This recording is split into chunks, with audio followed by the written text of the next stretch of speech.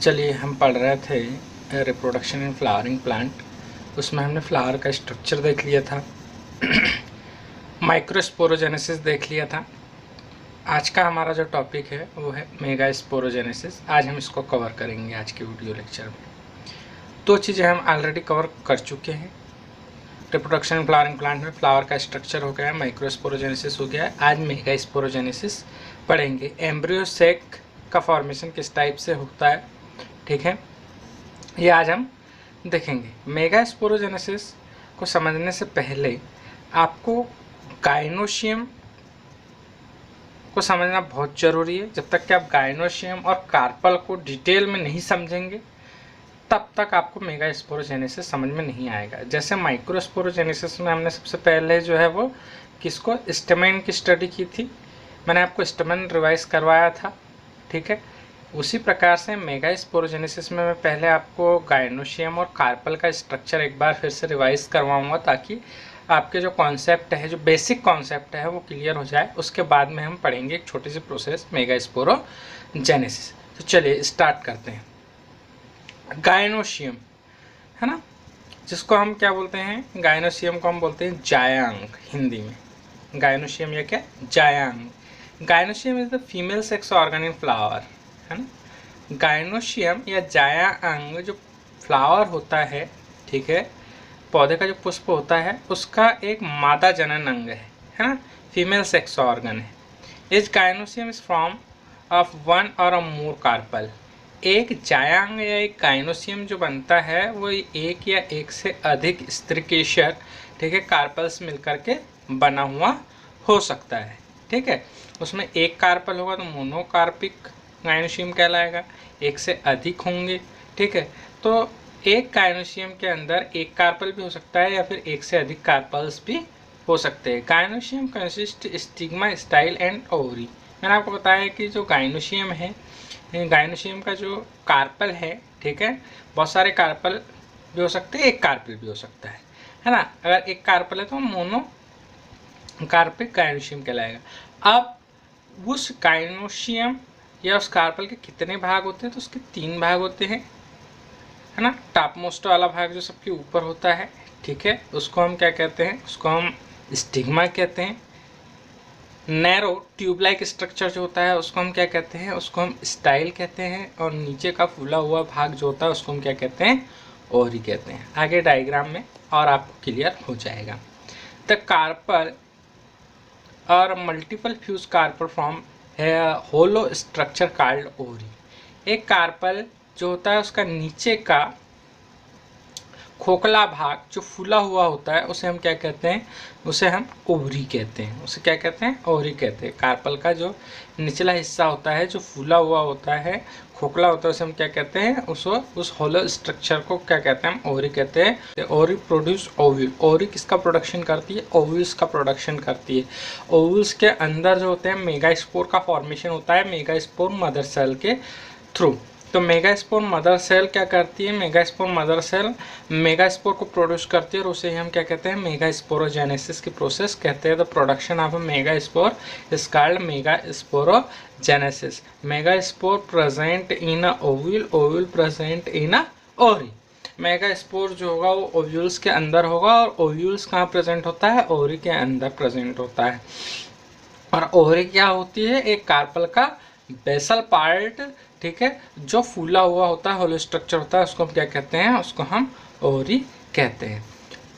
Ovules are form inside the ovary. यही बताना चाह रहा है कि ओव्यूल कहाँ का, ओव्यूल का फॉर्मेशन कहाँ होता है, ओरी के अंदर की ओर होता है। अब ये देखिए यहाँ पर आपको स्ट्रक्चर है, ये स्ट्रक्चर जो है बहुत ही स्पष्ट है एकदम, जिसमें सारी चीज़ें सब कुछ क्लियर दिखाई दे रही है, ठीक है। ये एक कार्पल का स्ट्रक्चर है, ठीक है, ये कार्पल का स्ट्रक्चर है। ऊपर वाला टॉप मोस्ट वाला भाग क्या कहलाता है, स्टिग्मा कहलाता है, ठीक है। इसे क्या कहते हैं हम, इसे हम कहते हैं स्टिग्मा, ठीक। स्टिग्मा के बाद में नैरो ट्यूब लाइक स्ट्रक्चर जो आपको दिखाई दे रहा है, ये ट्यूब लाइक स्ट्रक्चर आपका कहलाता है स्टाइल। इसे क्या कहते हैं हम, इस वाले पोर्शन को हम कहते हैं स्टाइल, ठीक है। ये हो गया आपकी स्टाइल, ठीक है। और स्टाइल से का जो बेसल पार्ट होता है, जो निचला हिस्सा होता है, वो होलो स्ट्रक्चर होता है, फूला हुआ होता है, उसी को हम क्या कहते हैं, ओरी कहते हैं। तो एक कार्पल के 3 पार्ट होते हैं, स्टिग्मा, स्टाइल और क्या, ओरी। ये मोनोकार्पिक ओवरी है, ठीक है। इसमें एक ही कार्पल दिखाई दे रहा है आपको, लेकिन कुछ ओवरियाँ ऐसी होती है जिसमें ढेर सारे कार्पल्स जो होते हैं आपस में क्या होते हैं, फ्यूज होते हैं, ठीक है। तो ऐसी ओवरी भी जो है वो पाई जाती है जिसमें एक या एक से अधिक कार्पल्स क्या होते हैं, आपस में फ्यूज करते हैं, जुड़े हुए होते हैं। तो ये यहाँ पर आपको एक कार्पल का स्ट्रक्चर बहुत अच्छी तरीके से समझ में आ गया होगा कि इसमें ऊपर वाला जो पार्ट होता है, जो टॉप में होता है, उसे हम स्टिग्मा कहते हैं। ये ट्यूबलाइक स्ट्रक्चर स्टाइल कहलाता है और ये ओरी कहलाता है। इन चीज़ों को मैं बहुत शॉर्ट में जो है आपको एक्सप्लेन कर रहा हूँ, क्योंकि मैंने स्ट्रक्चर ऑफ फ्लावर में इन चीज़ों को डिटेल में जो है वो एक्सप्लेन कर चुका हूँ। आपको अगर जो वो वीडियो देखना हो तो मैं डिस्क्रिप्शन में उसकी लिंक दी है, स्ट्रक्चर ऑफ फ्लावर, आप वहाँ से डिस्क्रिप्शन में जा कर के लिंक पर क्लिक करके वो वाला वीडियो देख सकते हैं। तो यहाँ पर हमारा मेन फोकस है मेगा स्पोरोजेनेसिस की प्रोसेस, लेकिन उसको समझने से पहले आपको कार्पल का स्ट्रक्चर एक बार मैं रिवाइज करवाना चाहता हूँ, ताकि आपको चीज़ें जो है और बेटर तरीके से समझ में आए। तो एक फ्लावर का जो फीमेल रिप्रोडक्टिव आर्गन है वो है आपका गाइनोशियम। गाइनोशियम जो होता है वो किससे मिलकर के बना होता है, वो कार्पल से मिलकर के बना होता है। कार्पल के कितने पार्ट होते हैं, 3 पार्ट होते हैं। स्टिग्मा जो पोलन ग्रेन को रिसीव करता है, स्टाइल नैरो ट्यूबलाइक स्ट्रक्चर, ओरी जो होता है बेसल पार्ट स्टाइल का, जो कि फूला हुआ होता है, एक हॉलो स्ट्रक्चर होता है, खोखला भाग होता है, उसे हम ओरी कहते हैं। ओरी के अंदर साइड में, इनर साइड में ओव्यूल्स पाए जाते हैं, ओव्यूल्स का फॉर्मेशन होता है, और ओव्यूल्स के अंदर एम्ब्रियो सैक होता है, ठीक है। और एम्ब्रियो सैक के डेवलपमेंट को, या ये कहें हम कि एम्ब्रियो सैक के अंदर मेगा स्पोर के डेवलपमेंट को ही हम क्या कहते हैं, मेगा स्पोरोजेनेसिस। एक बार फिर से समझिए सारी चीज़ को। फ्लावर का फीमेल रिप्रोडक्टिव ऑर्गन क्या है, गाइनोशियम। गाइनोशियम किससे मिलकर के बना है, कार्पल से मिलकर के बना है। कार्पल के कितने पार्ट, 3, स्टिग्मा, स्टाइल और ओरी। स्टिग्मा सबसे टॉप वाला पार्ट है, स्टाइल जो है बीच का नैरो ट्यूबलाइक पार्ट है, ओरी जो है स्टाइल के नीचे की और बेसल पार्ट है, जो कि एक हॉलो स्ट्रक्चर है, उसे हम क्या कहते हैं, ओरी कहते हैं। ओरी के अंदर की ओर ओव्यूल्स होते हैं।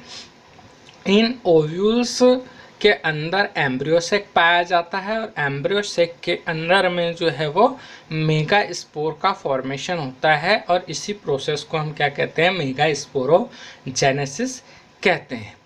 अब आफ्टर फर्टिलाइजेशन क्या होता है, आफ्टर फर्टिलाइजेशन ओवरी जो होती है ये डेवलप हो जाती है, कन्वर्ट हो जाती है किस में, फ्रूट में। ओवरी से क्या बन जाता है, फल बन जाता है। और ओवरी के अंदर जो ओव्यूल्स प्रेजेंट होते हैं वो कन्वर्ट हो जाते हैं किस में, सीड में। नीट और जीएनटी का बहुत ही इंपॉर्टेंट क्वेश्चन है ये कि after fertilization ovary convert into, ovary किस में कन्वर्ट होती है, तो ovary convert into fruit. After fertilization ovule convert into seed, याद रखेंगे आप। निषेचन के पश्चात जो अंडाशय है वो फल में परिवर्तित हो जाता है, ठीक है। ये चीज़ याद रखेंगे आप, बहुत इंपॉर्टेंट क्वेश्चन है। और निषेचन के पश्चात अंडाशय के अंदर जो बीजांड उपस्थित होते हैं किसमें कन्वर्ट हो जाते हैं, बीज में बदल जाते हैं, बीज में कन्वर्ट हो जाते हैं। चलिए ये देखिए एक स्ट्रक्चर और यहाँ पर मैं आपको बता रहा हूँ, स्ट्रक्चर समझने की कोशिश करिए। इसके बारे में हम पढ़ चुके हैं ऑलरेडी, इसके बारे में हम ऑलरेडी पढ़ चुके हैं। ये क्या चीज़ है, ये एक एंथर का स्ट्रक्चर आपको यहाँ पर दिखाया गया है। ये पूरा का पूरा क्या है, एक एंथर है, ये एंथर का स्ट्रक्चर है, एक पूरा का पूरा एंथर यहाँ पर दिखाया गया है आपको। स्टेमेन की संरचना है, स्टेमेन में ये वाला भाग एंथर है आपका पूरा का पूरा। और एंथर के बारे में हम पढ़ चुके हैं। एंथर के अंदर हमने माइक्रोस्पोरेंजिया भी पढ़ चुके हैं। माइक्रोस्पोरेंजियम के अंदर ये जो आपको डॉटेड दिख रहे हैं छोटे छोटे बिंदु, ये माइक्रोस्पोर है, पोलन ग्रेन है, इनके बारे में हम पढ़ चुके हैं माइक्रोस्पोरोजेनेसिस की प्रोसेस में। अब ये वाला जो पोर्शन था, ये वाला जो पोर्शन था, ठीक है, जिसमें आपको स्टमन दिखाया गया है, ये पोर्शन को हम पढ़ चुके हैं माइक्रोस्पोरोजेनेसिस में, और ये होता है आपका male reproductive organ of flower, flower का नर जनन भाग। आज हम पढ़ रहे हैं फ्लावर का मादा जनन भाग, फीमेल रिप्रोडक्टिव ऑर्गन, जो कि ये वाला पोर्शन है। इस पोर्शन को आज हम पढ़ रहे हैं, ठीक है। अब इस पोर्शन को यहाँ पर जूम करके दिखाया गया है, देखिए इस पोर्शन को यहाँ पर जूम करके दिखाया गया है। ये हो गई आपकी स्टिग्मा, ठीक है। ये नैरो लाइक स्ट्रक्चर जो है, एक ट्यूब लाइक स्ट्रक्चर, ये हो गया आपका स्टाइल, और ये जूम करके दिखाया गया है यहाँ पर ओरी को। ये आपका पूरा का पूरा पोर्शन ये क्या कहलाता है, ओरी। और ओरी के अंदर ये जो आपको डॉटर दिखाई दे रहे हैं गोल गोल, ये क्या है, ये इनको बोलते हैं हम ओव्यूल। और ओव्यूल के अंदर एम्ब्रियो शेक के डेवलपमेंट को या फिर मेगा स्पोर के डेवलपमेंट को हम क्या कहते हैं, मेगा स्पोरोजेनेसिस कहते हैं। तो डायग्राम को आप बेटर तरीके से देख करके समझ गए होंगे। अब आगे देखते हैं कि ओव्यूल्स क्या होते हैं। ओव्यूल मीन्स ये जो ओरी के अंदर आपको दिखाई दे रहे हैं जी, ये वाले भाग, ठीक है, इसके बारे में देखना है हमको, इस वाले पोर्शन के बारे में देखना है, ओव्यूल्स के बारे में देखना है हमको, ठीक। तो ओव्यूल्स क्या होते हैं, ovules the structure in the chamber of ovary containing egg cell within the embryo sac. Ovules क्या होता है, ओरी के अंदर प्रेजेंट एक गोलाकार स्ट्रक्चर होता है जिसमें क्या क्या प्रेजेंट होती है, अंडकोशिका प्रेजेंट होती है और एम्ब्रियो सेक प्रेजेंट होता है, ठीक है। ओव्यूल्स जो है ओरी के अंदर एक चैम्बर है, एक कक्ष है, जिसमें क्या क्या पाए जाते हैं, एग सेल पाई जाती है और क्या पाया जाता है, एम्ब्रियो सेक पाया जाता है। Function carry female gametes and become seed after fertilization. क्या करता है, फीमेल गैमेट्स जो होते हैं उनको कैरी करने का कार्य करता है, मेगास्पोर को कैरी करने का कार्य करता है, और फर्टिलाइजेशन के बाद किस में कन्वर्ट हो जाता है, सीड में कन्वर्ट हो जाता है। ये मैं आपको बता चुका हूँ। ये यहाँ पर एक ओव्यूल का स्ट्रक्चर आपको दिखाया गया है बहुत बेटर तरीके से। एक ओव्यूल जो है वो होता कैसे है ना, पूरा फुल स्ट्रक्चर आपको यहाँ पर दिखाया गया है ओव्यूल का। तो इसको मैं थोड़ा सा एक्सप्लेन कर दूँ, फिर हम पढ़ते हैं मेगास्पोरोजेनेसिस। ये एक ओव्यूल का स्ट्रक्चर है। ओव्यूल ओरी से जिस स्टिक लाइक स्ट्रक्चर के साथ में जुड़ा होता है ना, जिस फिलामेंट लाइक स्ट्रक्चर के साथ में जुड़ा होता है उसको बोलते हैं फ्यूनिकल। ये स्ट्रक्चर जो होता है ओव्यूल को ओवरी से जोड़ने का कार्य करता है, ठीक है। ओव्यूल में का वह भाग जो ओव्यूल को ओवरी से जोड़ता है उसको हम क्या कहते हैं, फ्यूनिकल कहते हैं। हाइलम, फ्यूनिकल और ओव्यूल के मुख्य भाग को जोड़ने वाला स्थान क्या कहलाता है, हाइलम कहलाता है। फ्यूनिकल और ओव्यूल, ये जो ओव्यूल आपको पूरा दिख रहा है, ये पूरा का पूरा ओव्यूल फ्यूनिकल से जिस स्थान पर जुड़ता है उस स्थान को हम क्या कहते हैं, उस स्थान को हम कहते हैं हाइलम, ठीक। ओव्यूल के चारों ओर एक दोहरा आवरण पाया जाता है, डबल कोटेड होता है ना। इस कोट को बोलते हैं हम इंट्यूगमेंट। ओव्यूल के चारों ओर एक दोहरा आवरण पाया जाता है, इसको हम क्या बोलते हैं, इंट्यूगमेंट। बाहर वाले आवरण को हम बोलेंगे आउटर इंट्यूगमेंट, और अंदर वाला जो है, अंदर वाले को हम बोलेंगे इनर इंट्यूगमेंट। अंदर वाला भाग क्या कहलाएगा, इनर इंट्यूगमेंट कहलाता है अंदर वाला, इनर इंट्यूगमेंट कहलाएगा, ठीक है। तो एक ओव्यूल ओरी से जिस पार्ट के द्वारा जुड़ा होता है उसको बोलते हैं फ्यूनिकल, ठीक है। फ्यूनिकल और ओव्यूल को जोड़ने वाले भाग को बोलते हैं हम क्या, हाइलम। एक फ्यूनिकल के चारों ओर जो आवरण पाया जाता है उस आवरण को हम क्या बोलते हैं, इंट्यूगमेंट।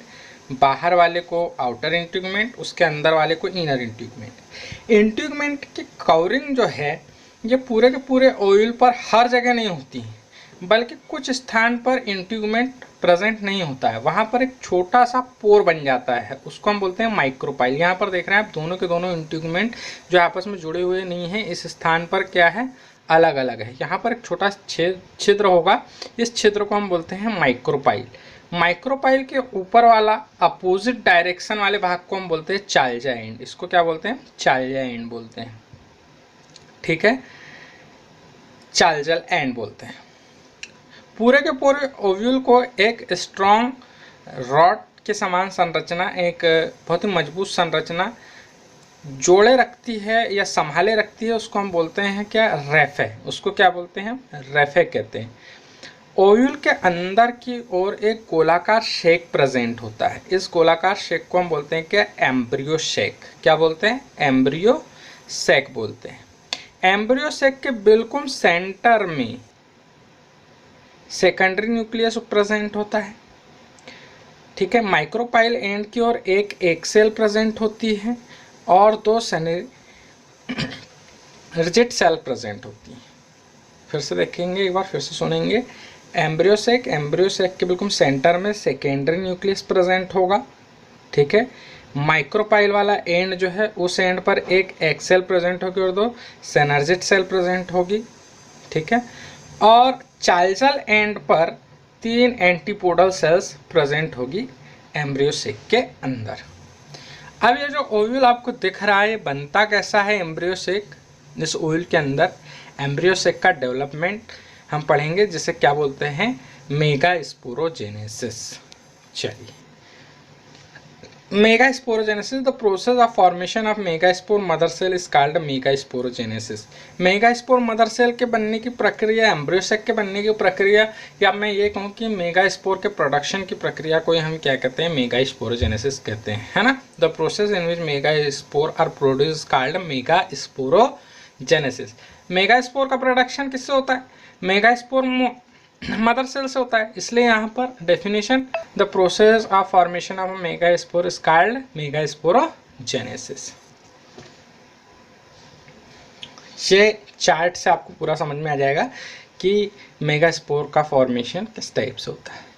ठीक है, मेगास्पोर का फॉर्मेशन देखिए, न्यूशेलस में प्रेजेंट मेरिस्टेमेटिक टिश्यूज की सेल्स जो होती है, उनमें से कोई एक सेल, है ना, ये जिसे हम क्या कह रहे हैं, हाइपोडर्मल सेल कह रहे हैं। क्या कह रहे हैं, हाइपोडर्मल सेल। न्यूसेलस की कोई एक हाइपोडर्मल सेल अपने साइज को क्या करती है, इंक्रीज करती है। सेम प्रोसेस है माइक्रोस्पोरोजेनेसिस की और मेगास्पोरोजेनेसिस की। थोड़ा सा अंतर है, केवल थोड़ा सा अंतर है। वो क्या है, उसी को हमको समझना है। न्यूसेलस की कोई एक हाइपोडर्मल सेल क्या करेगी, अपने आकार को बड़ा करेगी, साइज में क्या हो जाएगी, इंक्रीज हो जाएगी। अब उस सेल को हम हाइपोडर्मल सेल ना बोलकर क्या बोलते हैं, आर्चीस्पोरियल सेल। क्या कहते हैं, आर्चीस्पोरियल सेल कहते हैं। यह आर्चीस्पोरियल सेल में पेरिक्लिनल डिवीजन होगा। पेरिक्लिनल डिवीजन होने से दो सेल बनेगी, एक बनेगी आपकी parietal cell, primary parietal cell, है ना, और एक बनेगी आपकी प्राइमरी स्पोरोजिनस सेल। ये दो सेल का फॉर्मेशन होगा। Parietal cell number of times जो होगी माइटोटिक सेल डिवीजन करेगी और बहुत सी सेल्स बनाएगी। वो सेल्स क्या करेगी, न्यूसेलस को पूरा भर देगी, न्यूसेलस की बाहरी भित्ति का निर्माण करेगी। न्यूसेलस को पूरा भर देगी, न्यूसेलस की पूरी बाहरी भित्ति का क्या करेगी, निर्माण करेगी। अब इसका काम तो हो गया खत्म, इसके बारे में मैंने बता दिया आपको। न्यूसेलस में कोई एक हाइपोडर्मल सेल अपने आकार को क्या करेगी, इंक्रीज करके अपने आकार को क्या करेगी, बढ़ाएगी। ठीक है, जब उस हाइपोडर्मल सेल का आकार बढ़ जाएगा और उसका साइटोप्लाज्म डेंस हो जाएगा तो उसी को हम आर्चीस्पोरियल सेल बोलेंगे। आर्चीस्पोरियल सेल में पेरिक्लिनल डिवीजन होगा। पेरिक्लिनल डिवीजन होने से दो सेल्स बनेंगी, प्राइमरी पैराइटल सेल और प्राइमरी स्पोरोजिनस सेल। फर्स्ट यानी प्राइमरी, इधर मैंने 1 लिख दिया शॉर्ट में।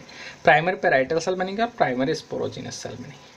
प्राइमरी पैराइटल सेल जो होगी वो माइटोटिक सेल डिवीजन करेगी, नंबर ऑफ टाइम्स, बहुत बार माइटोटिक सेल डिवीजन करेगी और न्यूसेलस के अदर सेल्स का क्या करेगी, फॉर्मेशन करेगी। न्यूसेलस को पूरा भर देगी सेल्स से, न्यूसेलस की आउटर वॉल का निर्माण करेगी, बाहरी भित्ति को बनाने का कार्य करेगी। इसका काम यहाँ पर खत्म हो गया। जो प्राइमरी स्पोरोजिनस सेल है, कौन, प्राइमरी स्पोरोजिनस सेल। ये प्राइमरी स्पोरोजिनस सेल सीधे ही किस में कन्वर्ट हो जाएगी, मेगास्पोर मदर सेल में।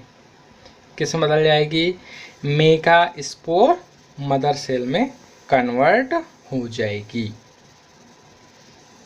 किसमें कन्वर्ट हो जाएगी, मेगास्पोर मदर सेल।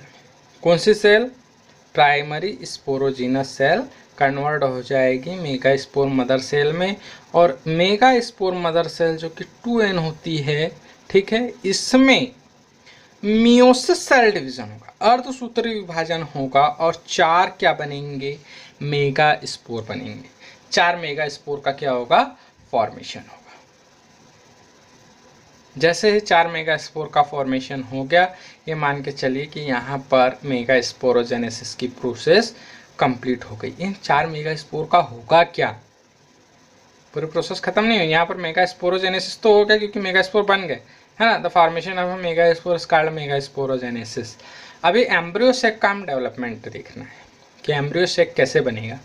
तो देखिए यहाँ तक क्या आपको समझ में आ गया, प्राइमरी स्पोरोजिनस सेल वो किस में कन्वर्ट हो गई, मेगास्पोर मदर सेल में कन्वर्ट हो गई, मेगास्पोर मदर सेल में कन्वर्ट हो गई, मेगास्पोर मदर सेल में जो है मियोसिस सेल डिवीजन हुआ, और मियोसिस सेल डिवीजन होने से 4 मेगास्पोर बन गया।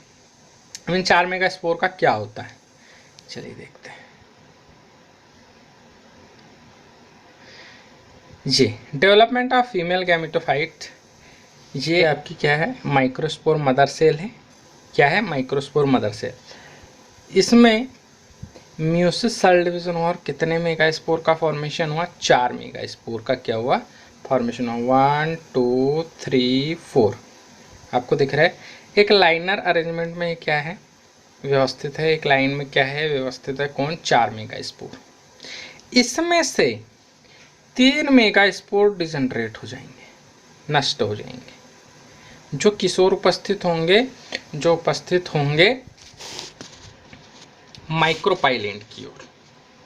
जो मैंने आपको बताया था ओव्यूल की संरचना, उसमें माइक्रोपाइल बताया था, एक छोटा सा छिद्र होता है जैसे जहाँ पर इंट्यूगमेंट नहीं पाया जाता है, उसको हम क्या बोलते हैं, उस छिद्र को हम बोलते हैं माइक्रोपाइल। क्या बोलते हैं उस छिद्र को, माइक्रोपाइल कहते हैं उस छिद्र को। तो माइक्रोपाइल एंड की ओर के मेगास्पोर क्या हो जाएंगे, जो है वो 3 मेगास्पोर क्या हो जाएंगे, नष्ट हो जाएंगे। ये मैंने बताया आपको क्या है, microspore mother cell, meiosis cell division हो गया, 4 मेगास्पोर बने जो एक लाइन में अरेंज है, माइक्रोपाइल छिद्र की ओर के उपस्थित की तरफ से 3 1 2 3 ये 3 मेगास्पोर डिजनरेट हो जाएंगे। केवल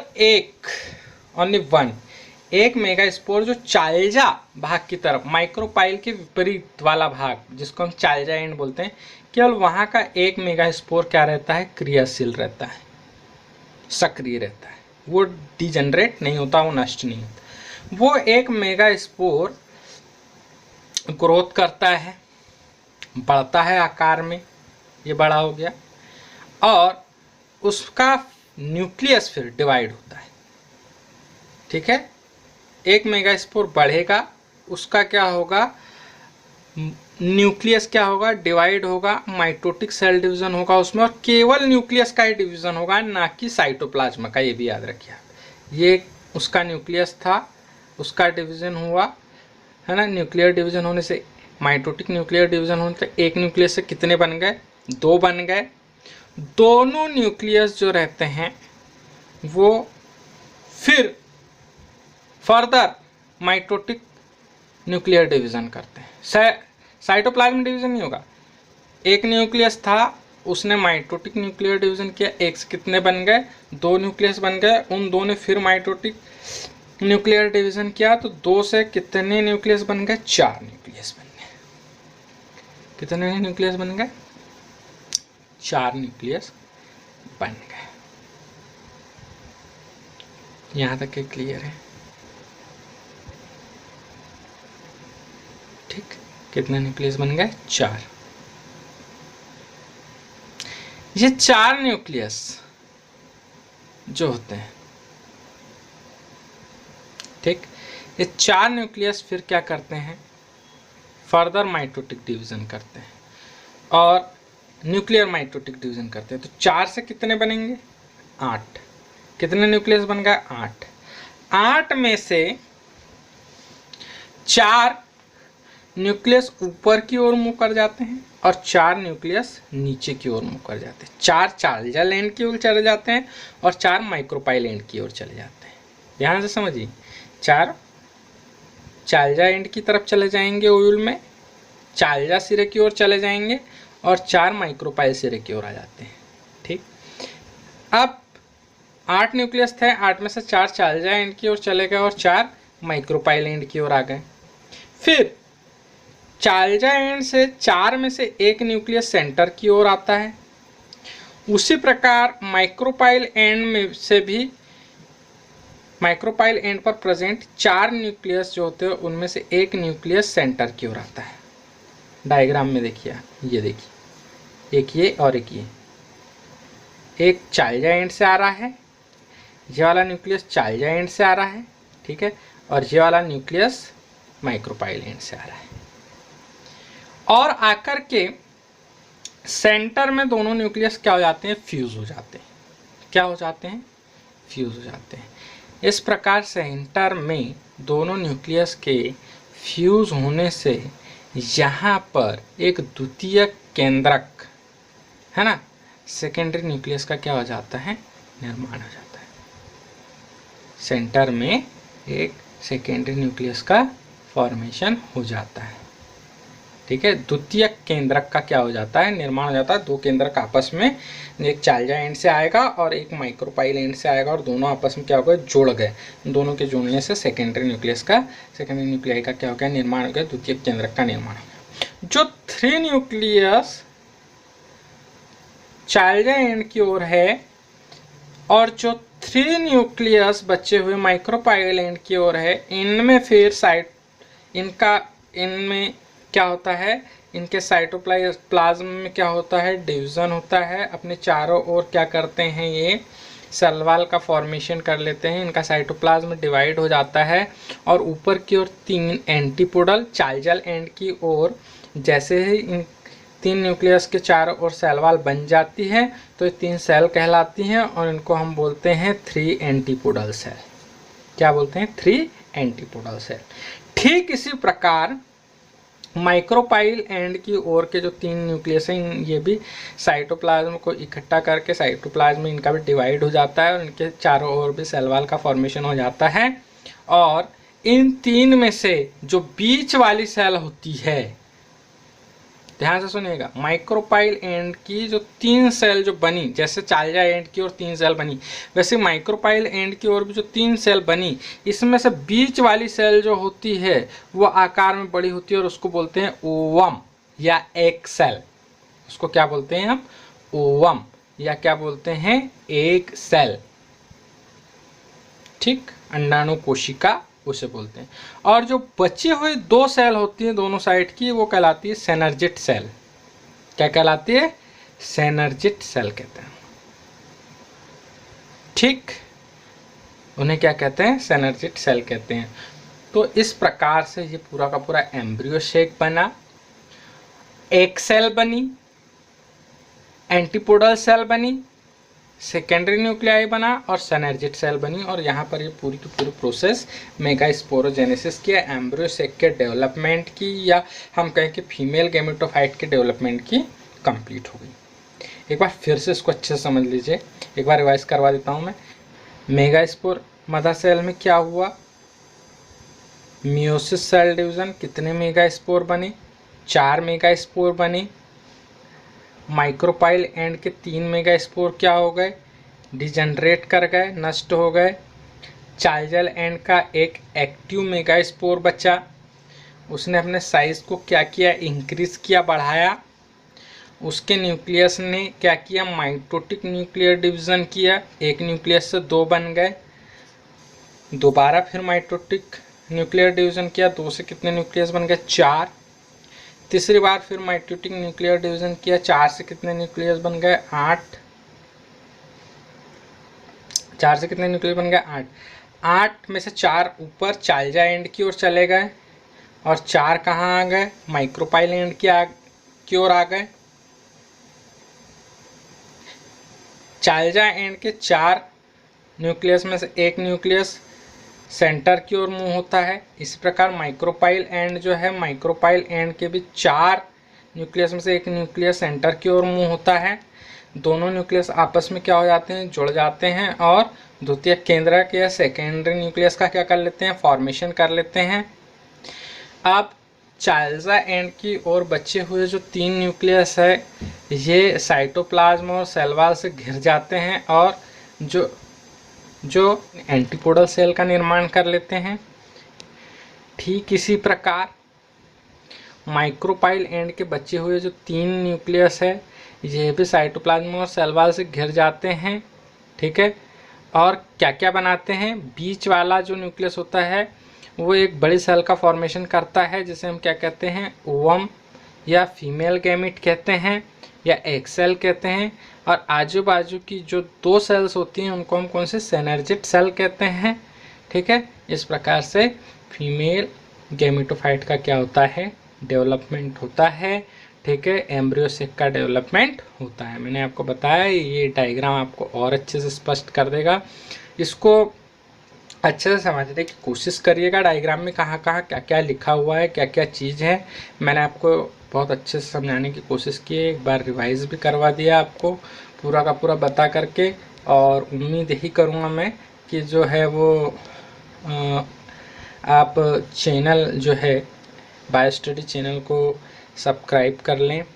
ठीक है, और इसकी जो लिंक है वो अपने दोस्तों के साथ शेयर करें और जिससे उनको भी जो है वो ये वीडियो का वो भी बेनिफिट ले पाएँ। और चैनल को सपोर्ट करिए, सब्सक्राइब करिए, अपने दोस्तों को बोलिए कि चैनल को सब्सक्राइब करिए ताकि अच्छे जो एजुकेशनल वीडियो ये उनके तक के पहुँचें। और मेगास्पोरोजेनेसिस में आपको कोई भी डाउट हो तो आप कमेंट सेक्शन में पूछ सकते हैं। आपने वीडियो को सुना इसके लिए बहुत बहुत थैंक यू, धन्यवाद।